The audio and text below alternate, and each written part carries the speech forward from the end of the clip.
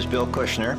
I became involved in the Massey Tunnel as I arrived in Ladner in 1949, and I was squiring daughter Doreen at the time, and I can remember folding letters, about 500 of them, for the Lower Fraser River Crossing Improvement Association.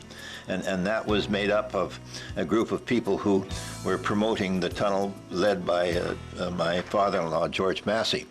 An amazing person, George Massey, someone who I will never forget. He was determined. He was an honest man, hard worker. He was determined that the Lower Fraser River required a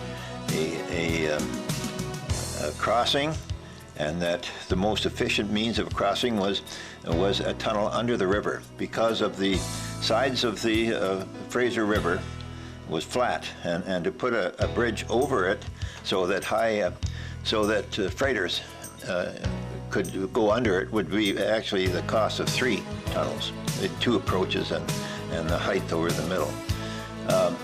He became involved with the Christiania Nielsen, a firm from Denmark, and he was alerted to this and became very, very interested in it. And next thing you know, he had people coming over, the engineers from Denmark, and the rest is history. One of the things that I remember quite distinctly was the fact that no one really had any idea how a structure like this could be built under the Fraser River. And it was new technology, and as a result, my father-in-law was sort of an outcast in the sense that this wasn't a possible procedure. But being an Irishman, he insisted, and he did a lot of research.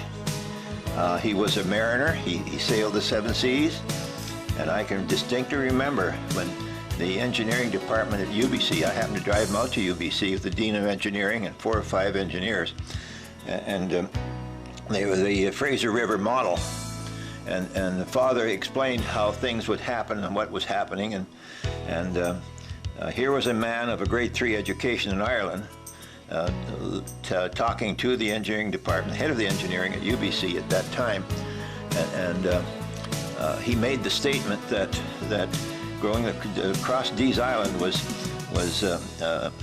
3 miles shorter from the center of Vancouver to the border than it would be if you went across Annacis Island and further east. They did not agree, and father just happened to have a caliper. He had a map, and they actually walked it. He said, "Here, walk it," and he said, he's right. So George Massey was the beginning of the construction of the tunnel.